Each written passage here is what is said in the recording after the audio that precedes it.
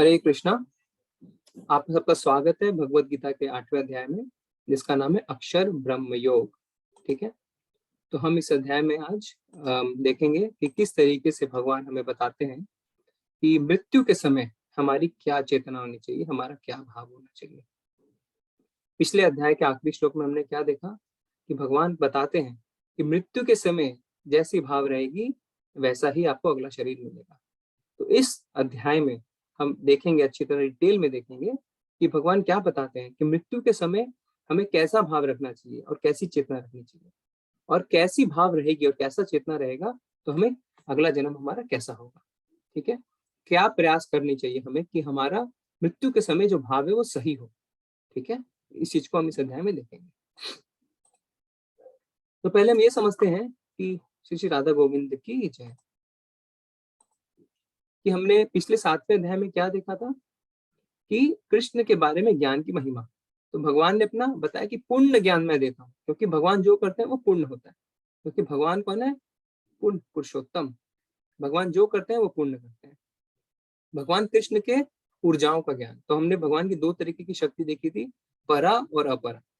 परा यानी आध्यात्मिक शक्ति, ठीक है, हम जो जीव है, जीवात्मा।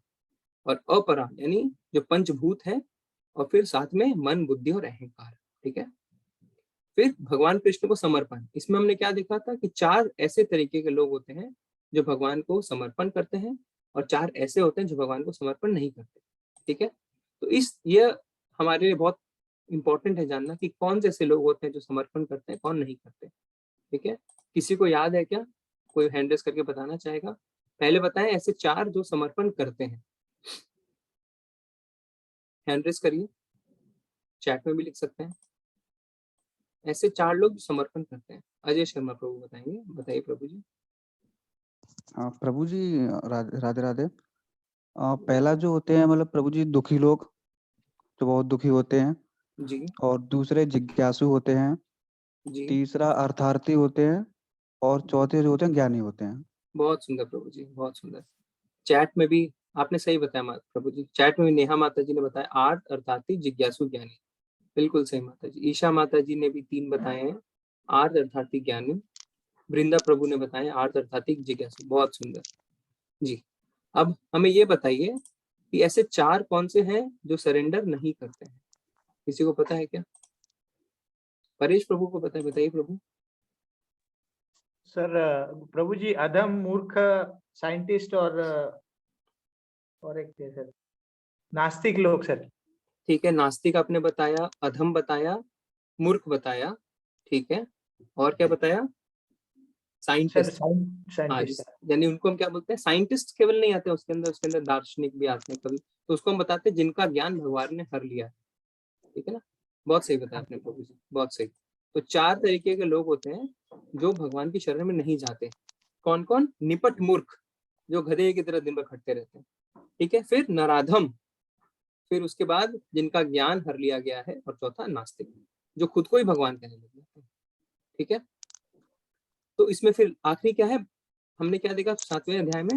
भगवान देवी देवताओं की पूजा। देवी देवताओं की पूजा के बारे में हमने देखा कि किस तरीके से लोग भौतिक लाभ के लिए देवी देवताओं के पास जाते हैं, है ना। क्योंकि जो हमें देवी देवताओं से मिलता है वो क्षणिक होता है, लिमिटेड होता है और खत्म हो जाता है। ठीक है, पर जो भगवान के पास मिलता है वो हमें परमानेंट मिलता है। ठीक है, तो हम आगे बढ़ते हैं इस अध्याय में। तो भगवत प्राप्ति के पहले श्लोक में भगवान अर्जुन क्या कहते हैं? अर्जुन वाचा किम तद ब्रह्म किम अध्यात्मम किम करम पुरुषोत्तम अधिभूतम च किम प्रोक्तम अधिदैवम किम उच्यते। अर्जुन ने कहा, हे भगवान, हे पुरुषोत्तम, ब्रह्म क्या है? आत्मा क्या है? सकाम कर्म क्या है? ये भौतिक जगत क्या है? देवता क्या है? कृपा करके मुझे बताएं। एक साथ अर्जुन ने इतने सारे सवाल पूछ लिए। ठीक है, पुरुषोत्तम क्या है, ब्रह्म क्या है, आत्मा क्या है, सकाम कर्म क्या है, भौतिक जगत क्या है, और देवता क्या है। ठीक है, फिर दूसरे श्लोक में क्या कहते हैं अर्जुन? हे मधुसूदन, यज्ञ का स्वामी कौन है, और वह शरीर में कैसे रहता है? मृत्यु के समय भक्ति में लगे रहने वाले आपको कैसे जान पाते हैं? देखिए बहुत इंपॉर्टेंट क्वेश्चन पूछा है कि मृत्यु के समय जो भक्ति में लगे रहते हैं वो आपको कैसे जान पाते हैं। तो हम क्या करेंगे इस अध्याय में, जो इस अध्याय का जो मूल पॉइंट है वो क्या है कि मृत्यु के समय हम भगवान को कैसे याद कर सकते हैं। पर उससे पहले हम देखेंगे कि अर्जुन के जो सवाल है उसका भगवान ने क्या जवाब दिया। ठीक है, इसमें हमने 7वें अध्याय का भी आया ना कि जो जरा तथा मृत्यु से मुक्ति पाने के लिए यत्नशील रहते हैं वे बुद्धिमान व्यक्ति मेरे भक्ति की शरण ग्रहण करते हैं। भगवान क्या बताए कि 4 ऐसी कौन सी समस्याएं, असली समस्या, जन्म मृत्यु जरा व्याधि, ये 4 जो है ना ये वास्तविक समस्याएं हैं हमारी, रियल प्रॉब्लम्स। जन्म के समय बहुत कष्ट होता है, हमने बताया था। मृत्यु के समय बहुत कष्ट होता है, ऐसा लगता है कि लाखों बिच्छुओं ने काट लिया। जरा यानी बुढ़ापा, ठीक है, और व्याधि यानी डिजीज, बीमारियां, ये है असली प्रॉब्लम लाइफ की।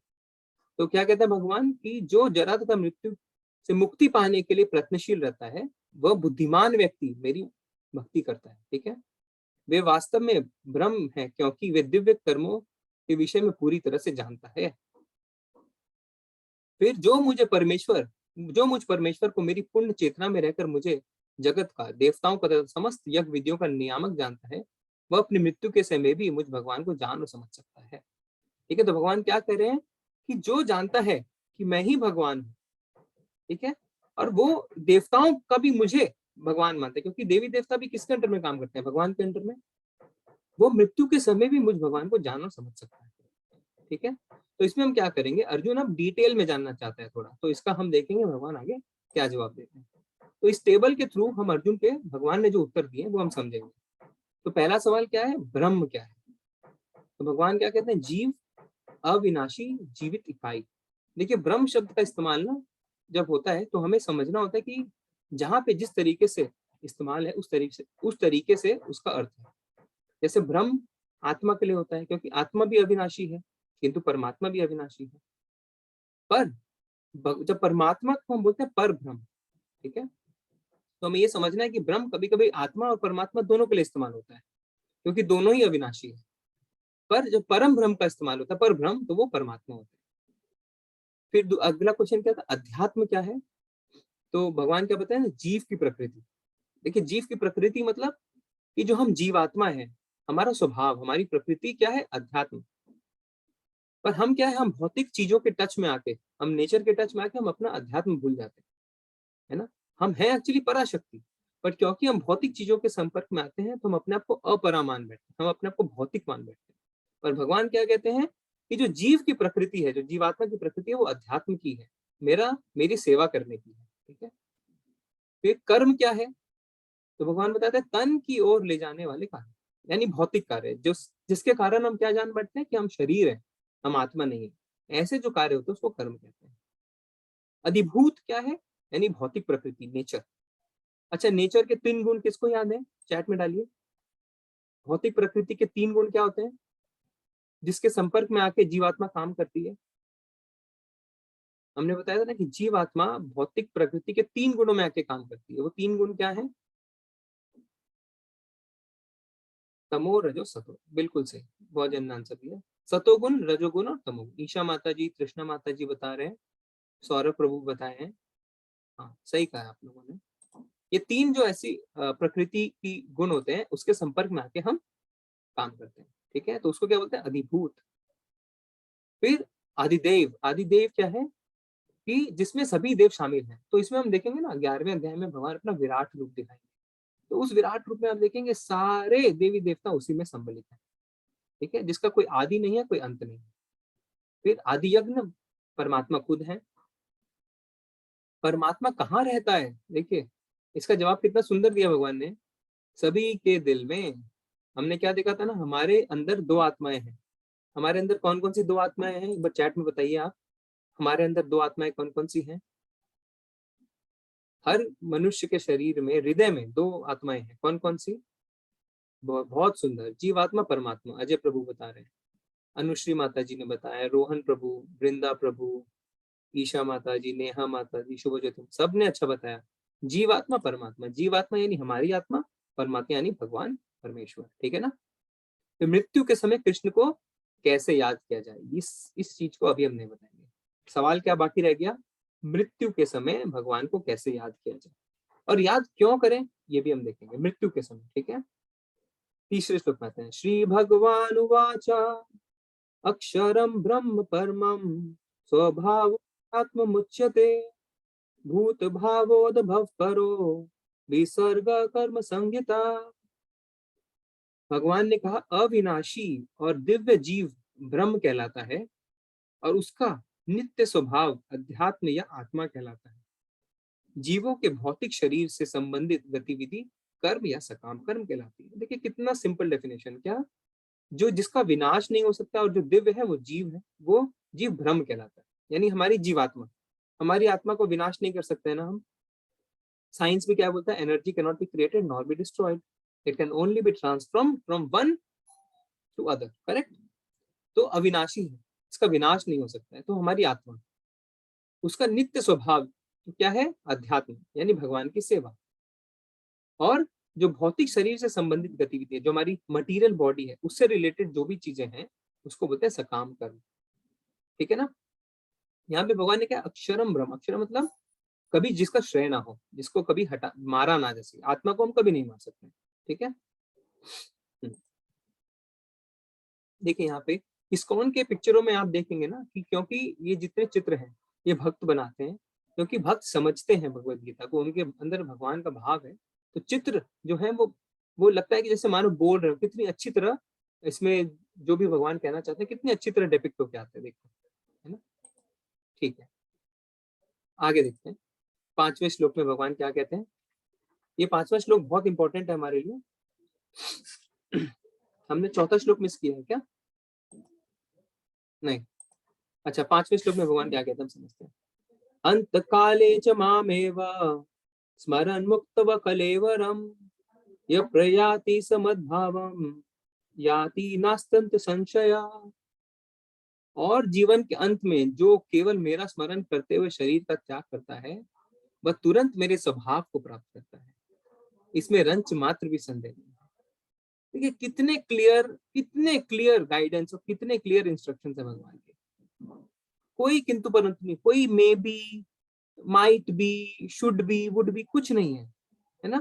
क्या कह रहे हैं, जीवन के अंत में जो केवल मेरा स्मरण करते हुए शरीर त्यागता है, यानी जब हम मरने वाले रहते हैं, जब हमारा शरीर हम त्यागने वाले रहते हैं, तो जो भगवान का स्मरण करता है वह तुरंत मेरे स्वभाव को प्राप्त करता है। मतलब क्या, मेरे धाम आ जाता है, गोकुल वृंदावन। इसमें रंच मात्र भी संदेह नहीं है, इसमें रंच मात्र थोड़ा सा भी संदेह नहीं है। ठीक है। तो भगवान का धाम क्या है, गोकुल वृंदावन। और ये धाम स्पेशल क्यों है, ब्रह्म लोक है, शिव लोक है, विष्णु लोक है, क्यों स्पेशल है, क्योंकि यहाँ से हम वापस नहीं आते, परमानेंट होम। ठीक है।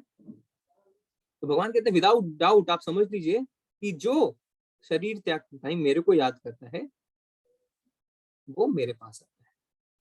तो अब एक सवाल है आपसे, चैट में मत लिखिएगा, हाथ उठाइएगा।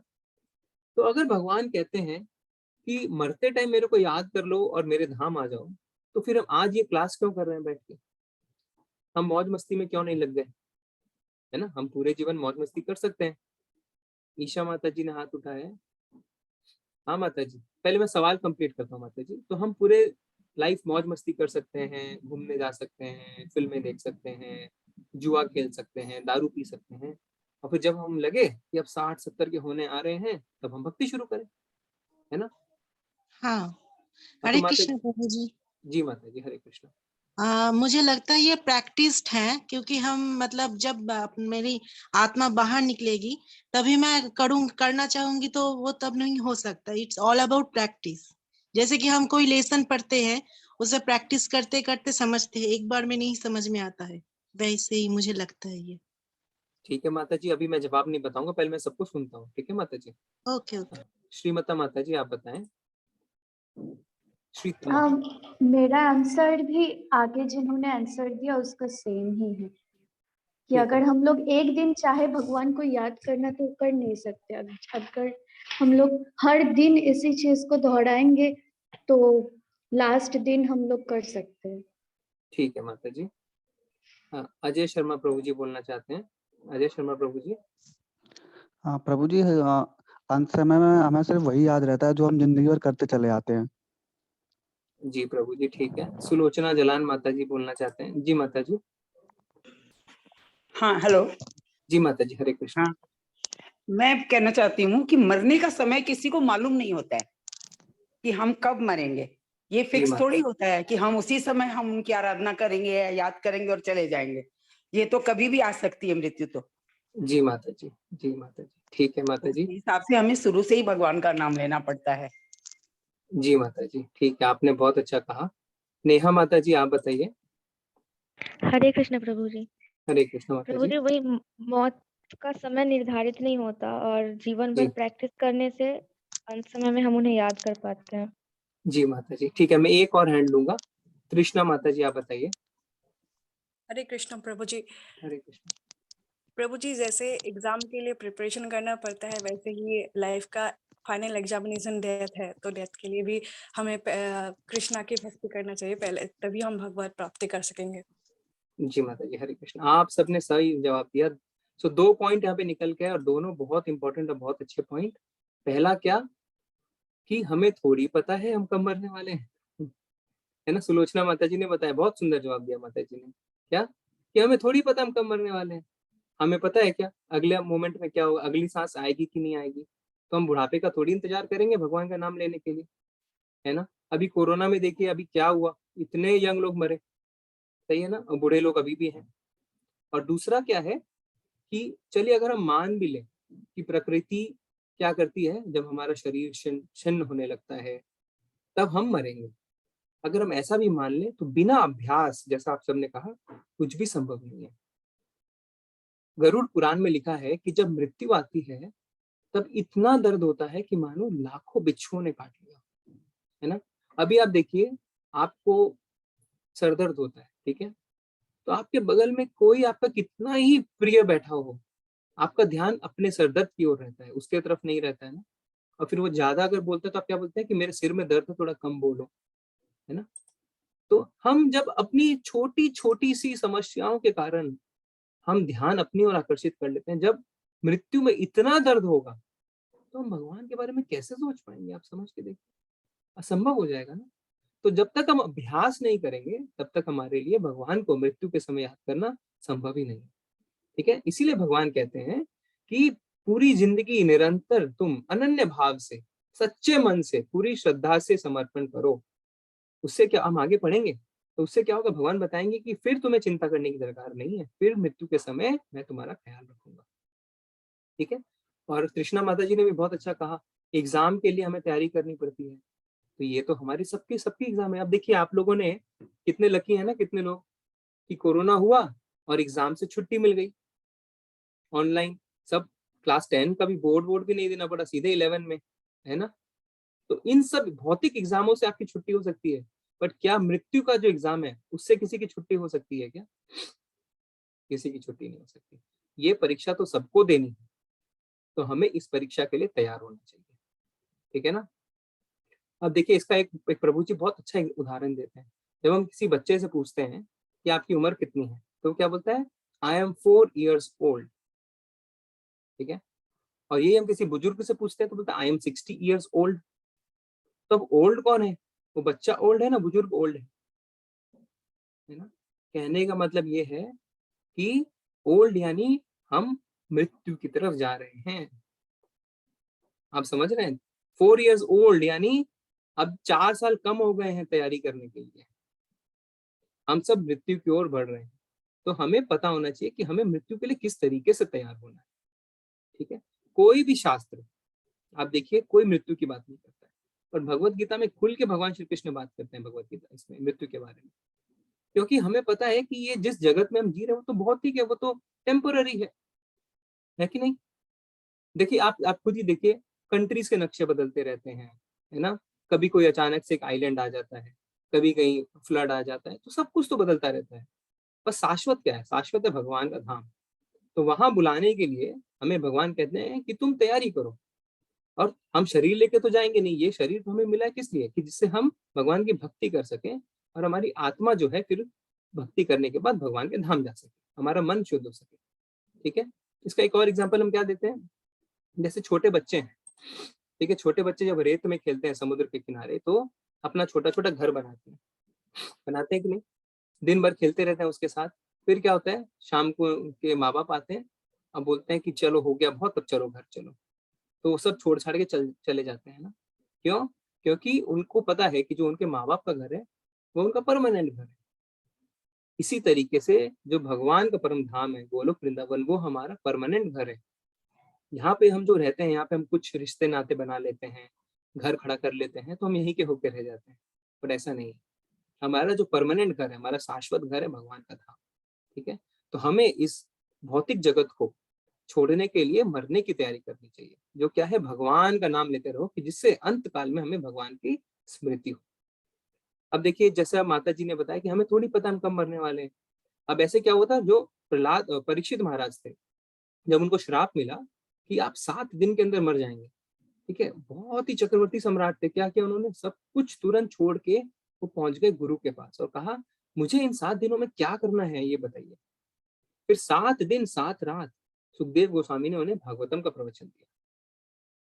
ठीक है, और इतने सुंदर सुंदर सवाल पूछे परीक्षित महाराज ने। जो भागवतम की हम क्लास करते हैं ना, उसमें इसीलिए वो कहते हैं कि वाह परीक्षित, क्या सवाल पूछा आपने, वाह। क्योंकि ऐसे सवाल जो पूरे मनुष्य जाति के लिए उनको उद्धार करने लायक सवाल है। क्योंकि जब तक हम अच्छे सवाल नहीं पूछते तब तक अच्छे प्रश्न नहीं आते, अच्छे सवाल नहीं पूछते अच्छे जवाब नहीं आते। ठीक है, तो उन्होंने वैसे तैयारी की क्योंकि उनको पता था, बट हमें नहीं पता है कि हमारे पास 7 सेकंड भी है कि नहीं। ठीक है ना। अब देखिए, ध्रुव महाराज के बारे में हमने बताया, प्रहलाद महाराज के बारे में बताया, 3-4 साल की उम्र से उन्होंने भक्ति शुरू कर दी। ठीक है, तो हमें इंतजार नहीं करना है बूढ़े होने का। किसी माता जी ने पहले क्लास में भी कहा था कि हम अभी से क्यों करें, हम तो छोटे हैं, हम यंग हैं। घर वाले बोलते हैं अरे ये तो बुढ़ापे का काम है। अरे बुढ़ापे में तो हम ठीक से बोल भी नहीं पाएंगे, ठीक से सुन भी नहीं पाते हैं, चल भी नहीं पाते हैं, हम कैसे भक्ति करेंगे, हम कैसे सेवा करेंगे, आप सोच के देखिए। ठीक है, आप कोई अगर आपके घर में मेहमान आता है तो क्या आप उसे बासी लड्डू खिलाते हैं? नहीं ना, ताजा लड्डू खिलाते हैं। तो हम भगवान को अपना बासी शरीर नहीं दे सकते हैं। यानी कहने का मतलब जब हम युवा हैं, जब हम सेवा कर सकते हैं, भक्ति कर सकते हैं, हमें तब से ही भक्ति शुरू करनी चाहिए। ठीक है, आगे देखते हैं। हरे कृष्णा। हाँ, इसको समझाने के लिए एक महाभारत में भी प्रसंग आता है ना, जब सब जब पांडव जंगल में रहते हैं, उन्हें प्यास लगती है, तो एक एक करके सारे भाई जाते हैं और एक यक्ष का सवाल रहता है जिसका वो जवाब नहीं दे पाते, मूर्छित हो जाते हैं। फिर अंत में युधिष्ठिर महाराज से सवाल करते हैं। क्या सवाल किया जाता है कि सैकड़ों और हजारों जीवित संस्थाएं, जब जवाब होता है कि सबसे अद्भुत चीज क्या है, तो क्या जवाब देते हैं, सैकड़ों और हजारों जीवित संस्थाएं हर पल मौत से मिलती है, लेकिन फिर भी एक मूर्खतापूर्ण जीवन जीने वाला खुद को मृत्युहीन समझता है और मृत्यु के लिए तैयार नहीं होता। यह इस दुनिया की सबसे अद्भुत चीज है। युधिष्ठिर महाराज है ना, वो कह रहे हैं कि हम मूर्खतापूर्वक जीवन जीते हैं, हमें पता है कि मृत्यु के लिए हमें मरना है, पर मृत्यु के लिए तैयार ही नहीं होते हैं। और इसी को वो दुनिया की सबसे अद्भुत चीज बताते हैं। ठीक है, क्योंकि हम क्या करते हैं, हम बाकी सब चीजों में व्यस्त रहते हैं और सब चीजों को भूल जाते हैं कि हमारा असली अस्तित्व क्या है, हम यहाँ पे क्यों है, हमारा जीवन का उद्देश्य क्या है, हमें मनुष्य का शरीर क्यों मिला है। ठीक है, आहार निद्रा भय मैथुन के लिए नहीं मिला है, ठीक है, भगवत प्राप्ति के लिए मिला है। हाँ, इस कहानी को अब हम थोड़ा डिटेल में समझेंगे, भरत महाराज की कहानी जो पहले भी आई है। अब देखिए, इससे हमें समझ में आएगा कि किस तरीके से, इस कहानी से आप क्या समझेंगे कि किस तरीके से अंत काल में मरते टाइम हमारी जैसी इच्छा और भाव रहते हैं वैसा शरीर मिलता है। तो भरत महाराज जो थे वो बहुत बड़े चक्रवर्ती सम्राट थे। कहते हैं कि उन्हीं के नाम के पीछे भारतवर्ष का नाम पड़ा। तो अचानक एकाएक उनके मन में वैराग्य पैदा हुआ और वह तपस्या करने के लिए जंगल में आ गए। तो एक दिन वो लोग सुबह सुबह एक नदी में स्नान कर रहे थे। देखिए, जो सबसे पहला चित्र है, तो वहां पे एक हिरणी थी, हिरणी गर्भवती थी, पर एक पीछे से शेर आ जाता है। तो वो डर के मारे क्या करती है, तो नदी के एक ओर से दूसरी ओर छलांग लगाती है। ऐसा जब वो करती है तो इतने झटके से करती है, इतने जोर से करती है कि उसका बच्चा हो जाता है और बच्चा नदी में गिर के तैरने लगता है, पर शेर हिरनी को पकड़ के खा जाता है। अब बच्चा जो है वो तैरते तैरते भरत महाराज जहां नहा रहे थे वहां पहुंचा। तो भरत महाराज को लगता है कि ये छोटा सा हिरण का बच्चा है, इसको मेरी मदद की आवश्यकता है, तो उसकी मदद करते हैं, जो अच्छी बात है, करनी भी चाहिए। तो उसको वो देखिए पहले चित्र में वो ले आते हैं। अब क्या होता है, एक तो हिरण खुद इतना सुंदर, फिर उसका बच्चा बहुत सुंदर, तो धीरे धीरे भरत महाराज को उससे अटैचमेंट होने लगती है, उससे आसक्ति होने लगती है। अब आसक्ति इतनी बढ़ जाती है, वो इसका इतना ज्यादा ख्याल रखते हैं कि देखिए बीच वाले चित्र में आप देखेंगे कि वो भगवान का यज्ञ भी कर रहे हैं तो यज्ञ में ध्यान नहीं है, उनका ध्यान हिरण में है। ठीक है, तो धीरे धीरे वो उनकी सारी आसक्ति हिरण की तरफ हो जाती है। अब हिरण का क्या स्वभाव है? हिरण का स्वभाव है जंगल में जाके खेलना, है ना। पर भरत महाराज अब उसके ही इर्द गिर्द घूमते रहते हैं, वो सिर्फ उसकी चिंता करते हैं, वो चाहते हैं कि वो कहीं जाए नहीं, सिर्फ मेरे पास ही रहे। ठीक है, तो क्या होता है, आप देखिए तीसरे चित्र में आप देखेंगे कि किस तरीके से उसका ख्याल रखने लगते हैं और यज्ञ अपनी पूजा पाठ सब बंद करते हैं। ठीक है, अब एक दिन क्या होता है, वो हिरण जब रात में भरत महाराज उठ के देखते हैं तो वो हिरण उनको दिखता नहीं। ठीक है, तो फिर अब वो उसको खोजने निकलते हैं। ठीक है, अब हम देखते हैं आगे की कहानी से पहले कि क्या है अगला श्लोक, फिर हम समझेंगे आगे की कहानी का तात्पर्य क्या है। छठे श्लोक में क्या है, यम यम वापि स्मरन् भावं त्यज्यतन्ते कलेवरम तम तमेव इति कौन्तेय सदा तद्भाव भाविता। हे कुंती पुत्र, शरीर त्यागते समय मनुष्य जिस जिस भाव का स्मरण करता है वह उस भाव को निश्चित रूप से प्राप्त करता है। अब क्या होता है कि वो गिर जाते हैं नीचे, क्योंकि रात में अंधेरा रहता है, वो उनको दिखती नहीं कि खाई है, और वो खाई से उनका पैर फिसल के वो नीचे गिर जाते हैं और मरने की कगार पे रहते हैं।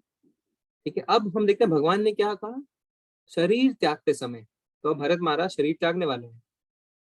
मनुष्य जिस जिस भाव का स्मरण करता है, उनका भाव क्या था, हिरण कहाँ है, मेरा हिरण कहाँ है, वह उस भाव को निश्चित रूप से प्राप्त करता है। तो उन्होंने क्या प्राप्त किया, अगले जन्म में हिरण बन गए। ठीक है, मरते समय उनको हिरण का भाव आया और अगले जन्म में वो हिरण बन गए। जबकि आप देखिए इतना बड़ा साम्राज्य छोड़ के वो आए यज्ञ करने के लिए। ठीक है, तो हम इससे हमें क्या शिक्षा मिलती है कि हम खुद अपना अगला शरीर निर्धारित करते हैं। जिस जो भाव हमारे मरते समय होते हैं हमें वही शरीर मिलता है। और जब हम मरते हैं ना तो पूरी जिंदगी, कहते हैं पूरी जिंदगी एक फ्लैशबैक की तरह हमारे आंख के आगे आ जाती है। और कहाँ आके अटक जाती है, जिस चीज से हमारी आसक्ति रहती है, अटैचमेंट रहती है। ठीक है, इसको हम और उदाहरण से समझते हैं। जैसे एक परिवार है, उसमें एक बुजुर्ग मर रहा है, तो मरते समय क्या बोलते हैं, अच्छा मेरे बेटे को बुला दो, अंतिम सांस में मुझे उसे देखना है। ठीक है, तो उसकी उसकी कहाँ रहती है आसक्ति, अपने बेटे में। तो हो सकता है मरने के बाद वो उसी परिवार में आसपास कहीं जन्म ले ले, है ना। कभी कभी आप देखते होंगे ना, हम सुनते हैं कि दादाजी मर गए और थोड़े दिनों बाद कोई पोता होता है, तो ये तो दादाजी का आशीर्वाद है, तो साक्षात दादाजी आ गए, हम कहते हैं ना, कितने लोग कहते हैं ना ऐसा। तो अगर ऐसी आसक्ति रहती है अपने परिवार में, तो वो परिवार के ही आसपास कहीं उसी परिवार में जन्म लेता है, क्योंकि मरते समय उसका वही भाव रहता है, मेरा परिवार। ठीक है, उसी तरह हमने सुना है और सच भी है कि खाने में लोगों की आसक्ति रहती है। हमने सुना है कि एक हॉस्पिटल में एक वृद्ध महिला थी और वो मृत्यु के कगार पे थी, और वो खाली एक ही चीज रटती रहती थी कि मुझे अंडा चाहिए। ठीक है, बंगाल में अंडे को डीम बोलते हैं, बोले डीम चाहिए मुझे। और सच में जब डॉक्टरों ने उनको अंडा दिया, अंडा खाते ही उसकी मृत्यु हो गई। आसक्ति किससे थी, खाने से। ठीक है, तो हो सकता है अगले जन्म में उसको ऐसा शरीर मिले जैसे हाथी जो बहुत खाता है। ठीक है ना, मतलब मैं एग्जांपल देकर आपको समझाने की कोशिश कर रहा हूँ कि जिस चीज से आसक्ति है उस चीज में उसका अगला शरीर रहता है। अब जैसे कि एक बिजनेस समझिए, कोई वेबसाइट है, मरते मरते क्या रहता है, जैसे एक बनिया की कहानी लेते हैं। बनिया मरने वाला था, तो उसके चारों ओर उसके बच्चे इकट्ठे हो गए, छोटा बेटा, बड़ा बेटा, मझला बेटा। तो सबको देख के बहुत खुश हुआ, पर अगले ही क्षण उसके मन में क्या भाव आया, अरे आप सब यहाँ हो तो दुकान पे कौन है। ठीक है, मरते मरते भी दुकान नहीं छूट रही है उससे। तो हो सकता है कि मरते मरते उसका भाव क्या है, दुकान का। अगले जन्म में हो सकता है क्या कि उस दुकान के अंदर कोई चूहा ही बन जाए, क्योंकि उसको अपनी दुकान से आ सकती है। ठीक है ना। अब आप देखिए यूरोप में हम क्या सुनते हैं कि बिल्डिंगों में बहुत आत्माएं घूमती हैं, बहुत भूत हैं। क्यों? उनको अपने आर्किटेक्चर, अपने बिल्डिंग से आसक्ति रहती थी, इतने अच्छे अच्छे सुंदर सुंदर बिल्डिंग्स बनाते थे, उससे ही आसक्ति रहती थी, है ना। ठीक है, इसमें एक और कहानी मैं बताता हूँ। एक बुजुर्ग थे, तो वो कहते हैं अपने बच्चे को कि ठीक है, अब मैंने अपने सारे काम पूरे कर लिए, अब मुझे तीर्थ जाना है। तो 6 महीने हो गए बोलते बोलते। तो पहले की बात है, तो पहले ऐसा नहीं था कि हम हाँ चलो उठ के तीर्थ चले गए। तो पहले तीर्थ यात्रा जो साधु संत करवाते थे, तो बेटे ने साधु संतों से बात की उनकी मंडली से, तो वो राजी हो गए कि हम आपके पिताजी को ले जाएंगे। तो उन्होंने एक तीर्थ स्थान पे पिताजी को वो लेके गए। पर जब वहां से लौटे तो पिताजी के अंदर बिल्कुल भी भाव जागृत नहीं हुआ। उनको बिल्कुल सामान्य लगा, उनको बिल्कुल ऐसा नहीं लगा कि मैं तीर्थ स्थान होके आया। तो फिर उन्होंने ऐसा अपने बेटे को कहा, तो बेटे ने वापस साधुओं से प्रार्थना की और दोबारा उनको तीर्थ स्थान भेजा। अब जब दोबारा वो लौट के आए फिर भी उनके अंदर कोई भाव नहीं रहे। कहते तो सामान्य लगा, मुझे तो बिल्कुल भी ऐसा नहीं लगा कि मैं कोई आध्यात्मिक स्थल में होके आया। तो तीसरे बार की जिद करने लगे, तो साधुओं ने मना कर दिया, बोले नहीं, आपके पिताजी जो है उनका झुकाव नहीं है भक्ति के प्रति। पर बहुत प्रार्थना करने पे साधु ने कहा ठीक है, हम आखिरी बार लेके जाते हैं। अब इस बार साधु ने क्या किया, उनको शमशान घाट लेके गए। अब जब शमशान घाट में चिताएं जलती हुई देखी पिताजी ने, तो रोने लगे। जब वो रोने लगे तो साधुओं को लगा चलो इनकी चेतना जागृत हुई है, इनको जीवन का सत्य पता चला है कि सब भौतिक है, सब टेम्पररी है। तो उन्होंने कहा, साधुओं ने पिताजी से कहा कि तब आपको कुछ एहसास हुआ?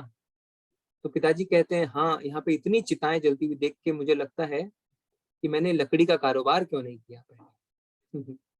ठीक है, तो आप समझ रहे हैं कि उनकी आसक्ति अब भी व्यापार में, मैंने लकड़ी का व्यापार क्यों नहीं किया। तो जब ऐसे ऐसे मनुष्य मरते हैं, उनकी आसक्ति अपने धंधे में रहती है, अपने बिजनेस में रहती है, तो फिर उनको वैसा ही जन्म मिलता है, वैसा ही शरीर मिलता है। ठीक है, तो जब भरत महाराज का मैं बताऊं, तो जब इनको अगला जन्म हिरण का मिला, पर इनको अब ये क्या करते थे, ये आश्रम के बाहर पड़े रहते थे। फिर हिरण के जन्म के बाद उनको जड़ भरत का जन्म मिला, तो उनको जड़ भरत कहा गया। क्यों जड़? यानी चुपचाप रहते थे, किसी से कोई बात नहीं करते थे, क्योंकि भगवान की उनके ऊपर कृपा हुई, उनको अपनी पुरानी गलतियों याद आ गई, उनको पुराना जन्म याद आ गया। तो उनको पता चला कि मैंने क्या गलती करी थी, तो अब वो उस गलती को दोहराना नहीं चाहते थे, तो इसलिए वो चुप रहते थे। तो इस तरीका से उन्होंने भक्ति करके फिर भगवत धाम प्राप्त किया। तो देखिए, पर अपना जन्म वेस्ट कर दिया ना, इसी जन्म में वो पा सकते थे, पर एक हिरण का, एक जड़ भरत का, 2 एक्स्ट्रा जन्म लेने पड़े उनको। तो हमें ऐसी गलती नहीं करनी है। ठीक है, हमें सीधे भक्ति के मार्ग पे आगे बढ़ना है। और भगवान आगे ये भी बताएंगे कि भक्ति के मार्ग पे हम झटके से यूं ही आगे बढ़ सकते हैं। बाकी के जो मार्ग है उसमें प्रोसेस है, हमें टाइम लगता है, हम धीरे धीरे आगे बढ़ते हैं, और भक्ति के मार्ग में हम झटके से आगे बढ़ सकते हैं। ठीक है, अतएव हे अर्जुन, तुम्हें सदैव कृष्ण रूप में मेरा चिंतन करना चाहिए, और साथ ही युद्ध करने के लिए कर्तव्य को भी पूरा करना चाहिए। तो दोनों अलग चीज नहीं है, कर्तव्य और भक्ति अलग नहीं है।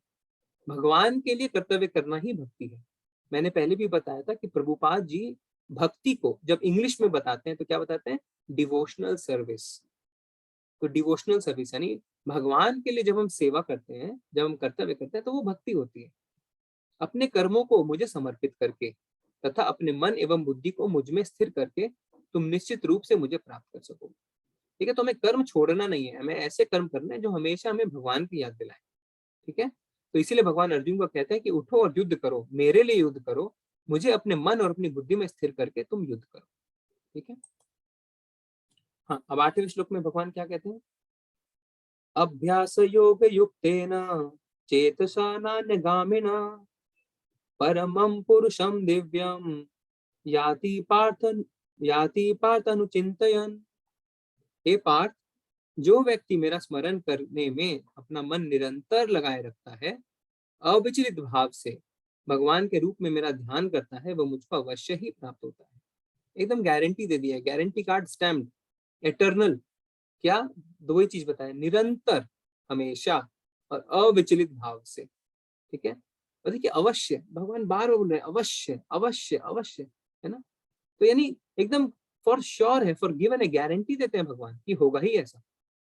तो हमें इसीलिए भक्ति को ना गंभीरता से लेना चाहिए।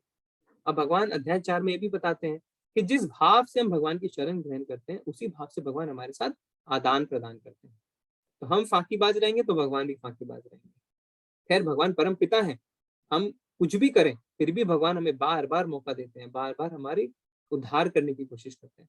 पर अगर हम निरंतर उनके अंदर मन लगाए रखते हैं तो भगवान हमारा हाथ पकड़ के हमें आगे लेके जाते हैं। ठीक है, यहाँ पे एक अजामिल की कहानी आती है, ये बहुत अच्छी कहानी है। तो अजामिल भगवान का एक बहुत अच्छा भक्त था। तो अपने यज्ञ को पूर्ण करने के लिए उसे सूखी लकड़ी चाहिए थी, तो वो जंगल में जाता है लकड़ी लेने। तो जब वो जंगल में जब वो लकड़ी लेने जाता है तो वो एक पुरुष के साथ एक वैश्या को देखता है। तो कुछ आवाजें आती हैं, तो उसे मन में ये होता है मैं थोड़ा देख लेता हूँ, थोड़ा तो देखिए किस तरीके से पेड़ के पीछे छुप के देख रहा है। तो इसने अपने मन पे नियंत्रण नहीं रखा, इंद्रियों पे नियंत्रण नहीं रखा और ये देखने लगा। इसे मन में ऐसा है कि एक क्षण देख लेता हूँ, एक क्षण में क्या होता है, करते करते वो बराबर देखने लगा। अब क्या हुआ, जब वो घर लौटा तो उसे उस वैश्य से आसक्ति हो गई, उसी के बारे में सोचने लगा, बार बार सोचने लगा। तो उसने क्या किया, एक दिन उस वैश्या के घर गया और बोला कि मुझे आपसे शादी करनी है। तो वैश्या ने कहा ठीक है। तो वैश्या से शादी कर लेता है, उसे अपने घर ले आता है और अपनी पहली पत्नी को घर से निकाल देता है। ठीक है, अब क्या करता है, क्योंकि वैश्या की जो इच्छाएं थी वो असीमित थी, तो उसकी इच्छाओं को पूरी करने के लिए गलत गलत काम करने लगता है, जुआ खेलने लगता है, चोरी भी करता है, जितने गलत काम कर सकता है सब करता है और बहुत सारे बच्चे पैदा करता है। तो जो उसका आखिरी बच्चा रहता है ना, उसका भूल से वो नाम रख देता है नारायण। तो अब क्या होता है, वृद्ध अवस्था में उसके मरने का समय आता है। तो क्योंकि आप देखेंगे घर के परिवार के जो छोटे बच्चे होते हैं वो बहुत लाड प्यार में पलते पड़ते हैं ना, सब उन्हीं का नाम ले लेके बुलाते हैं, अच्छा इधर आना, ये काम कर देना, अच्छा इधर आ जा। तो ये भी अपने छोटे बच्चे से बहुत प्यार करते हैं, नारायण नारायण इधर आना, नारायण ये काम कर देना, नारायण मेरे लिए वो ले आओ। तो जब मरने लगा तो इतने बुरे काम किए, इतना पाप किया जामिल ने कि उसको लेने के लिए यमदूत आए। तो जब यमदूत आते हैं ना तो वो क्या करते हैं कि बांध के आत्मा को घसीट के लेके जाते हैं। तो यमदूतों को देख के अजामिल डर गया। और देखिए ये कोई काल्पनिक चीज मैं नहीं बता रहा हूँ, ये जैसे हम यूट्यूब पे भी आप देखेंगे ना कि ऐसे एक्सपीरियंसेस के वीडियोस बहुत रहते हैं, तो वो बताते भी हैं, तो बहुत भयानक लगते हैं वो देखने में। तो ये डर के नारायण नारायण मुझे बचाओ करके चिल्लाने लगा। अब जैसे ही नारायण नारायण चिल्लाने लगा तो तुरंत क्या हुए, भगवान के दूत आ गए। ठीक है, विष्णु दूत। अब जब विष्णु दूत आ गए तो यमदूत कहने लगे कि नहीं, इसने तो बहुत पाप कर्म किए हैं, हमें ले जाना है। विष्णुदूत कहने लगे नहीं, इसने मरते समय विष्णु का नाम लिया है तो हम इसे लेके जाएंगे। तो भागवतम में आता है कि बहुत बहस चली यमदूतों और विष्णुदूत के बीच में, पर यह कहा गया है कि जहां विष्णुदूत हैं वहां यमदूत का कोई काम नहीं। तो अंत में विष्णुदूत बोलते हैं कि नहीं, हम लेके जाएंगे, तो यमदूत चले जाते हैं। तो फिर होता क्या है कि इसको अलग चांस मिलता है, फिर अजामिल को एक और मौका मिलता है अपनी भक्ति को पूर्ण करने का। ठीक है, तो इससे हमें क्या शिक्षा मिलती है, इससे हमें ये शिक्षा मिलती है कि देखिए जैसा अजामिल जब जंगल में गए, उनको पता नहीं था, प्लानिंग नहीं किया था उन्होंने कि वो ऐसा देखेंगे कुछ। तो हम अपनी रोजमर्रा की जिंदगी में हमें गलत चीजें दिख जाती हैं, वो गलत नहीं, क्योंकि आप अपनी आंखें बंद करके नहीं चल सकते हैं ना, और ना ही आप दूसरों को कंट्रोल कर सकते हैं कि तुम ऐसा मत करो, वैसा मत करो, मुझे ऐसा देखना पसंद नहीं। तो देख सकते हैं आप उसमें कोई, हाँ खैर आप जानबूझ के आप ऐसी जगह जाएं जहां आपको पता है कि गलत ही दिखेगा, वो आपकी गलती है। बट गलत क्या है, जब बार बार उसके बारे में सोचना। अगर आपको याद हो तो हमने एक साइकिल बताया था, क्या पहले आप चीजों को देखते हैं, फिर उसके बारे में बार बार सोचते हैं, बार बार सोचते हैं और उससे अटैचमेंट होती है, आसक्ति। ठीक है, फिर आप इच्छा करते हैं, लस्ट, काम, कि मुझे वो मिल जाए, मुझे वो मिल जाए। और नहीं मिलती है तो क्रोध आता है ना, और मिल जाती है तो लोभ आता है, लालच बढ़ता है कि और, है ना। तो क्रोध आने से फिर क्या होता है, आपकी बुद्धि मारी जाती है और आपका पतन हो जाता है। तो इसमें यही हुआ अजामिल के साथ। उसने क्या सोचा, एक बार मैं देख लेता हूँ, कुछ फर्क नहीं पड़ता है। पर वो देखने लग गया, फिर उसकी वैश्या के बारे में सोचने लग गया, बार बार सोचते सोचते फिर उसने उसके साथ ब्याह कर लिया, शादी कर ली, है ना। तो इसमें प्रभुपाद ने एक बहुत सुंदर किताब लिखी है, द सेकंड चांस। अगर आपको मौका मिले तो आप पढ़िए। इसमें यह है कि भगवान हर किसी को मौका देते हैं, ना जाने हमें कितनी बार मौका मिला होगा, कितनी बार हम 84 लाख योनियों से होते हुए फिर से मनुष्य जीवन में, तो हमें इस मौके को गंवाना नहीं। हमें नहीं पता है कि हमारा अगला शरीर क्या होगा, हमारे कैसे कर्म रहेंगे। तो हमें जो शरीर मिला है, हमें उसी भगवान की सेवा में लगा के उसका पूर्ण उपयोग करना चाहिए। ठीक है, देखिए यहाँ पे चित्र के माध्यम से पहला चित्र में अजामिल देखिए किस तरीके से बिस्तर पे पड़ा है, और पहले यमदूत उसको पकड़ने आ गए, और फिर बाद में भगवान के दूत विष्णु दूत आए। और दोनों में देखिए बगल वाले चित्र में दोनों में किस तरीके से मैं लेके जाऊंगा करके लड़ाई होने लगी। ठीक है, फिर बाद में जब अजामिल को एक और मौका मिलता है, फिर वो अपना तपस्या को पूरी करता है, उसके बाद देखिए विष्णुदूत उसको लेके जाते हैं यान में। ठीक है, मनुष्य को चाहिए कि परम पुरुष का ध्यान सर्वज्ञ, पुरातन, नियंता, लघुतम से भी लघुतर, प्रत्येक के पालन करता, समस्त भौतिक बुद्धि से परे, अचिंत्य तथा नित्य पुरुष के रूप में करे। वे सूर्य की भांति तेजवान है और इस भौतिक प्रकृति से परे दिव्य रूप है। ठीक है, देखिए यहाँ पे देवी देवताओं को देखिए, देवी देवता भी जो है ना वो भगवान के ध्यान में रहते हैं। शिव जी को बहुत खुशी होती है जो माता को, है ना, इसकी पार्वती माँ को राम जी की कहानी सुनाते हैं, बहुत खुशी होती है उनको। श्रीमद् भागवतम का पाठ करते हैं वो, है ना, तो हमेशा राम के ध्यान में रहते हैं, हमेशा कृष्ण के ध्यान में रहते हैं। इसी तरह ब्रह्मा जी भी है, उन्होंने जब ब्रह्म संहिता में कितनी सुंदर स्तुति करी है भगवान। तो जितने देवी देवता है वो भी हमेशा भगवान के ध्यान में रहते हैं, सब भगवान के निरंतर ध्यान में रहते हैं। ठीक है, अब हम 14वें श्लोक में आते हैं। 14वें श्लोक में क्या कहते हैं भगवान? अनन्य चेता सत्तम यो माम स्मृति नित्यशः, तस्याहं सुलभ पार्थ नित्य युक्तस्य योगिना। जो हमेशा मुझे बिना विचलित हुए याद करता है, उसके लिए भक्ति सेवा में निरंतर लगे रहने के कारण हे पृथा के पुत्र, मुझे प्राप्त करना आसान है। अब आपका यह सवाल हो सकता है कि मैं पूरे जीवन भक्ति में लगा हूं, पर क्या गारंटी है कि मुझे भगवान याद आ जाए अंत में? हो सकता है मुझे इतना दर्द हो कि मुझे भगवान की याद ही नहीं आए, है ना, ये प्रश्न हो सकता है ना आपका। पर भगवान क्या कहते हैं? मुझे प्राप्त करना आसान है, सुलभ है, इजी है। किसके लिए? जो मुझे बिना विचलित हुए याद करता है निरंतर, हमेशा। तो अगर भगवान कहते हैं अगर आप अनन्य भक्ति करते हैं, पूरे जीवन मुझे याद करते हैं, अपने दिनचर्या को इस तरीके से ढालते हैं कि आप अपने सारे काम करते हुए भी मुझे याद करते हैं, तो मृत्यु के समय मैं आपको जरूर याद आऊंगा। अगर याद नहीं भी आते तो भगवान अपने को प्रकट कर लेते हैं। भगवान इतने दयालु।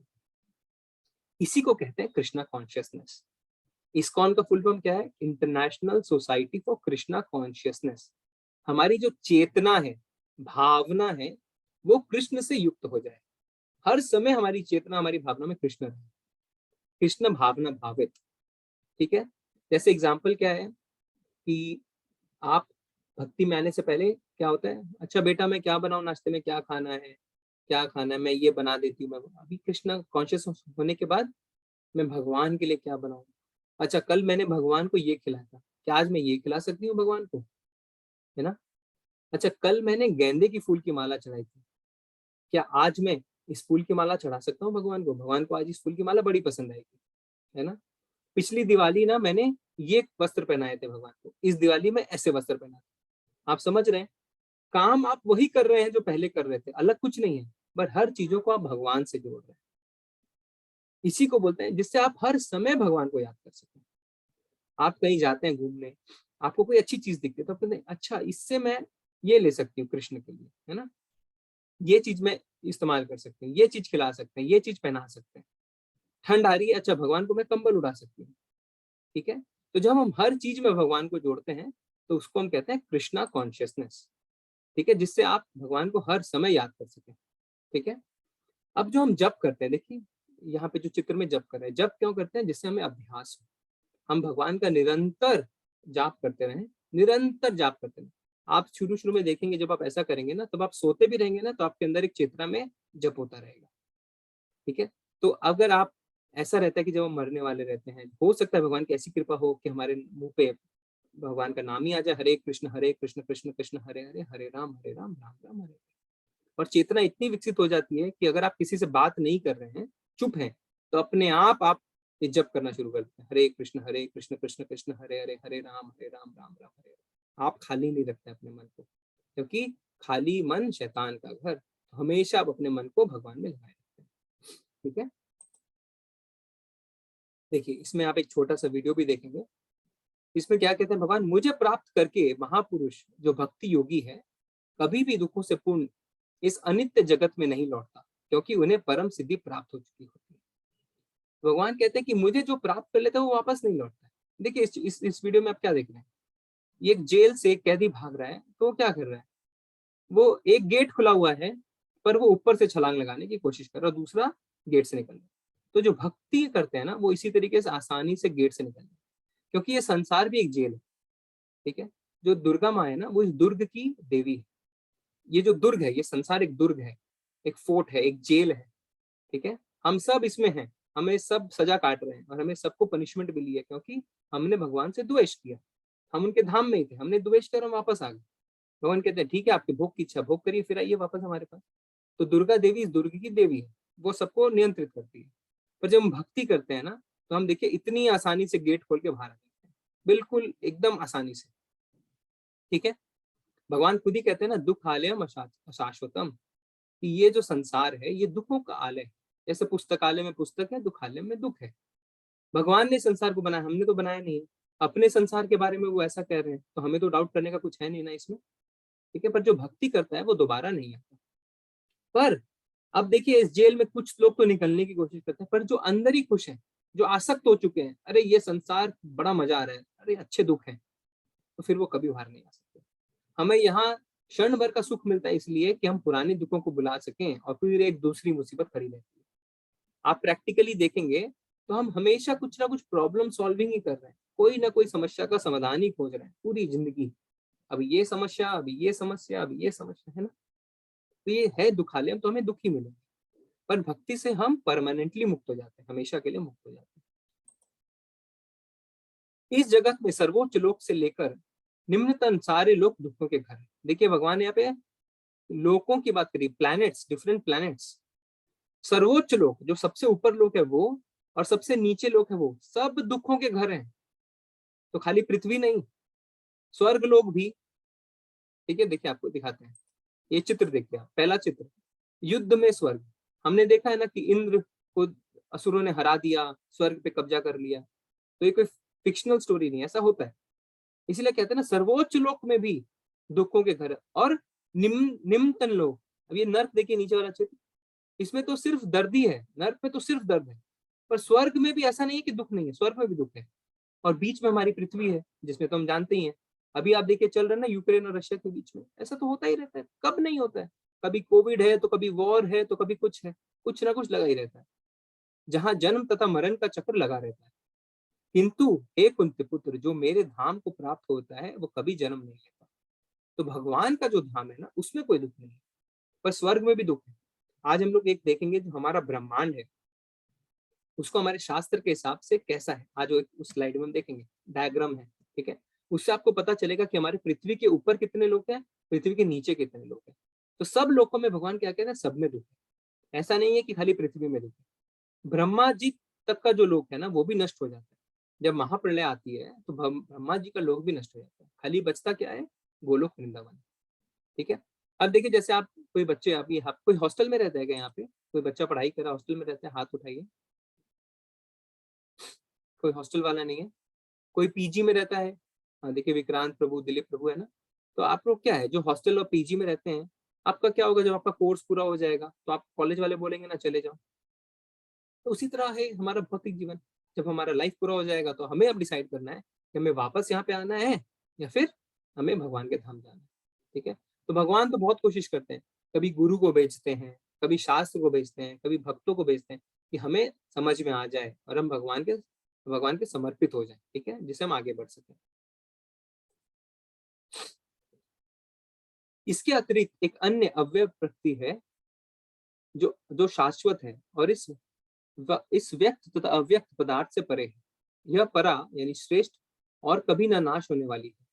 जब इस संसार का सब कुछ लय हो जाता है तब भी उसका नाश नहीं होता। तो भगवान क्या कहते हैं, जो मेरा लोक है ना उसका कभी नाश नहीं होता। ये देखिए, ये गोलोक वृंदावन भगवान का, नीचे देखिए सब देवी देवता हैं, उनकी स्तुति कर रहे हैं। इसका कभी नाश नहीं होता है, वो हमेशा रहता है, ठीक है। और जो गोलोक है वो जीव आत्मा, जो हम आत्मा है, वो हमारा शाश्वत धाम है, परमानेंट होम है, ठीक है। अब ब्रह्मा जी ना जब ब्रह्म संहिता में भगवान की स्तुति करते हैं तो क्या बताते हैं, चिंतामणि पत्थर से चिंतामणि पत्थर पाए जाते हैं वहां पे। ये पत्थर क्या होता है, किसी भी धातु को, किसी भी एलिमेंट को छूने से वो कुछ भी, कोई भी रूप ले सकता है जैसी आपकी इच्छा। तो आप छू के अगर चाहेंगे वो सोना बन जाए तो वो सोना बन जाएगा, ठीक है। फिर वहां पे कल्प वृक्ष पाए जाते हैं। कल्प वृक्ष क्या होता है, जिसमें हर समय फल लगते हैं। ऐसा नहीं है कि हमारे जो धरती पे पेड़ है कि सीजन एक ही बार फल लग रहा है, फिर 10 साल बाद वो मुरझा गया, एक पेड़ में एक ही फल लग रहा है, ऐसा नहीं। कल्प वृक्ष में हर फल मिलते हैं। एक ही पेड़ में आम भी मिलेगा तो केला भी मिलेगा, तो सब कुछ मिलेगा, ठीक है, और हर समय मिलेंगे। कल्प वृक्ष है वहां पे।